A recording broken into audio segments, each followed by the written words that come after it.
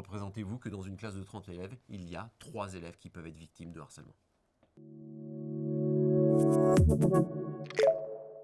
Bonjour, je m'appelle Cyril Di Palma, je suis le délégué général de l'association Génération Numérique, association qui intervient principalement en milieu scolaire pour contribuer à éduquer les jeunes de 8 ans et plus aux bons usages du numérique, à lutter contre le harcèlement, la désinformation ou un mauvais usage des jeux vidéo. Bienvenue sur Papillon Action. Les réseaux sociaux ont apporté un grand changement dans le phénomène de harcèlement puisqu'ils permettent de connecter en permanence, et quelles que soient les contraintes géographiques, le harceleur et sa victime.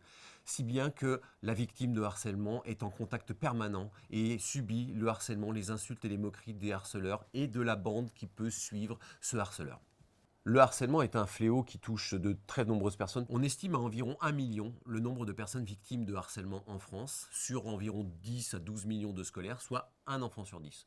Représentez-vous que dans une classe de 30 élèves, il y a 3 élèves qui peuvent être victimes de harcèlement. Ce qui caractérise le harcèlement, c'est la répétition. Même si c'est une petite insulte, on va dire, tolérable presque. Mais dans la mesure où elle est répétée, des dizaines de fois, voire des centaines de fois, c'est là où ça fait mal. C'est là où on ne se rend pas compte qu'une personne qui porte bien, elle est touchée dans son fort intérieur, dans son intimité. Même si vous n'envoyez qu'un seul message ou repostez qu'un seul contenu publié par un harceleur, vous faites partie de la meute qui va harceler une victime. Et donc vous êtes condamnable à ce titre. Le harcèlement prend de multiples formes, notamment en milieu scolaire. Ça peut être bousculé dans un couloir, avoir son plateau renversé à la cantine, son sac à dos vidé dans la cour.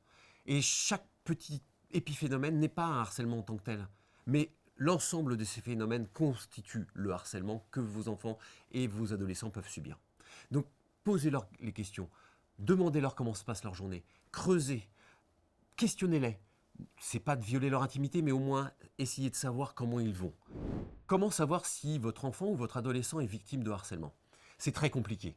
Même les meilleurs amis ne le savent pas. C'est pas parce qu'ils sont ados qu'ils ne veulent pas vous parler qu'il faut les laisser s'enfermer. Au contraire, ils sont ados, ils veulent être seuls, ils ont tout compris au monde, vous êtes des vieux imbéciles pour pas dire autre chose, mais vous devez malgré tout vous intéresser à eux, parce qu'un ado a besoin qu'on lui porte de l'attention.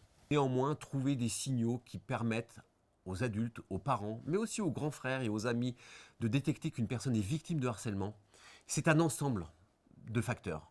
L'absentéisme en classe, la baisse des notes, un refus de se sociabiliser, un enfermement sur soi, ça peut être dans sa chambre, sur son téléphone portable. Et là, on rentre dans un cercle vicieux. Plus on est sur son téléphone pour, entre guillemets, s'isoler et vivre dans son monde, plus on est en mesure d'être touché et harcelé par son harceleur et ses suiveurs.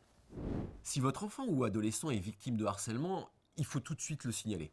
À l'école, au collège ou au lycée, mais aussi, si ces démarches n'aboutissent pas, ne pas hésiter, aller rapidement porter plainte auprès des forces de police, qui vont, dans un premier temps, certainement appeler, contacter le harceleur pour lui faire peut-être une leçon de morale, mais en tout cas, ne laissez pas les choses poursuivre, continuer sans aucune action des adultes, puisque dans ces conditions, votre enfant se sentira délaissé.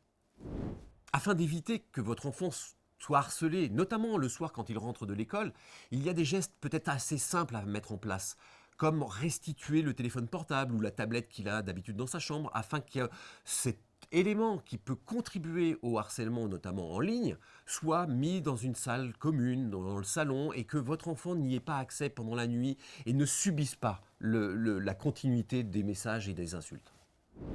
En tant que parent, vous avez aussi le rôle d'éduquer votre enfant, mais apprenez-lui que tout ce que vous lui avez appris dans la vie de tous les jours, comme on dit, en fait la vie hors ligne, s'applique aussi en ligne.